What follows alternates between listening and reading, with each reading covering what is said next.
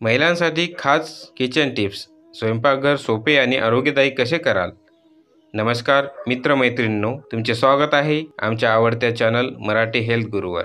आज आम्ही तुमच्यासाठी घेऊन आलो आहोत महिलांसाठी खास स्वयंपाकघराच्या सोप्या आणि आरोग्यदायी टिप्स। हे स्मार्ट किचन हॅक्स तुमच्या वेळेची बचत करतील आणि स्वयंपाक अधिक सोपा आणि चविष्ट करतील। चला तर मग सुरू करूया। 1. कांदे चिरताना डोळ्यात पाणी येऊ नये। कांदे चिरण्याआधी त्याला 10 मिनिटे फ्रीजमध्ये ठेवा, त्यामुळे डोळ्यात पाणी येणार नाही। किंवा चिरताना तोंडात एक तुकडा ब्रेड ठेवा, यामुळे कांद्याच्या वाफाचा त्रास होणार नाही। 2. दूध उकळताना उतू जाऊ नये। दूध उकळताना भांड्याच्या कडेला एक लाकडी चमचा ठेवा, त्यामुळे दूध उतू जाणार नाही। दूध गॅसवर ठेवून विसरू नका, अलार्म लावा किंवा वेळ ठरवा। 3. स्वयंपाकघर स्वच्छ ठेवण्याची ट्रिक। ओटा स्वच्छ करण्यासाठी 1 कप गरम पाण्यात 2 चमचे व्हिनेगर आणि लिंबाचा रस मिसळा, यामुळे डाग सहज निघून जातील। स्वयंपाक करताना गॅसजवळ टिश्यू किंवा ओला कापड ठेवा, त्यामुळे लगेच स्वच्छता करता येईल। 4. तूप पटकन बनविण्याची सोपी पद्धत। लोणी वितळवताना त्यात 1 तुकडा लिंबाची साल टाका, यामुळे तूप लगेच स्वच्छ आणि सुवासित बनेल। तूप गाळून काचेच्या बरणीत ठेवा, त्यामुळे त्याचा स्वाद आणि गुणवत्ता टिकून राहते। 5. भात मोकळा आणि चवदार कसा करावा।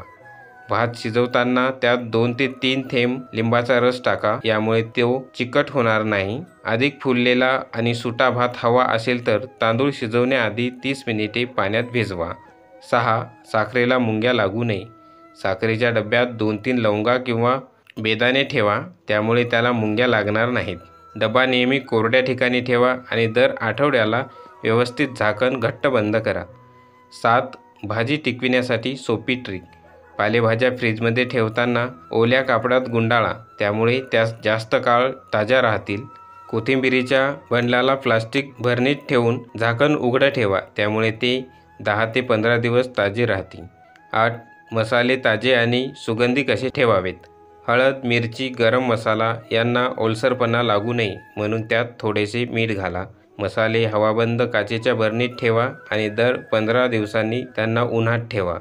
9. लोणचं बिघडू नये यासाठी उपाय। लोणचे करताना त्यात हिंग आणि मोहरीचे तेल व्यवस्थित मिसळा, त्यामुळे ते लवकर खराब होणार नाहीत। लोणचं गडद काचेच्या बाटलीत ठेवा आणि नेहमी कोरड्या चमच्याने काढा। 10. हाताला वास लागू नये यासाठी।